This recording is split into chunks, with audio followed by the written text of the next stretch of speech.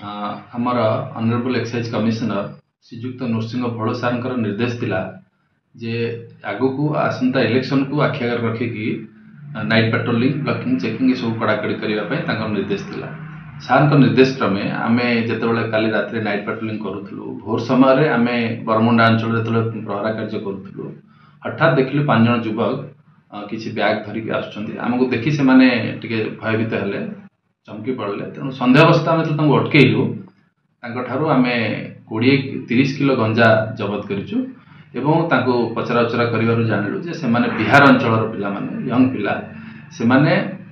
गंजा ट्रांसपोर्टेशन जोटा कि कंधमाल से गंजा आनिकी भुवनेश्वर बस चौकी भुवनेश्वर आसी एठू से भाया ट्रेन मास्टर कैंटीन रु बिहार जाता